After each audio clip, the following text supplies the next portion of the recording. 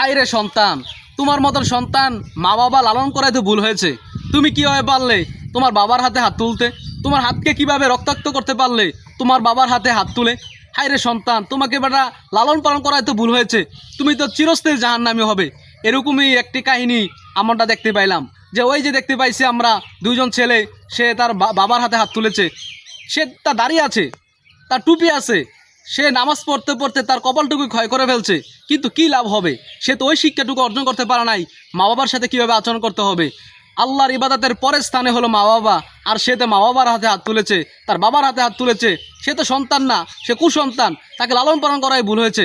এই যে আপনারা স্ক্রিনে ছবিটা দেখতে পাইছেন, এইসব লোককে দুনিয়াতে বেঁচে থাকার তার কোনো অধিকার নেই। তার অতি দ্রুত বিচারের সম্মুখীন হওয়া উচিত।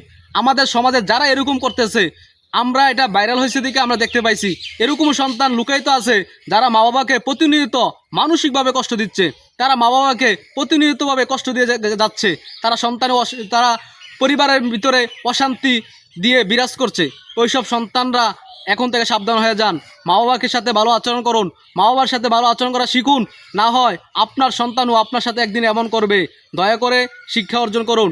এবং কি আপনারা যারাই আমার ভিডিওগুলো দেখছেন, যদি ফেসবুক থেকে দেখে থাকেন তাহলে লাইক কমেন্ট শেয়ার দিয়ে পাশে থাকবেন, এবং যদি ইউটিউব থেকে দেখে থাকেন তাহলে আশা করি লাইক এবং সাবস্ক্রাইব করে দেবেন। আল্লাহ হাফেজ।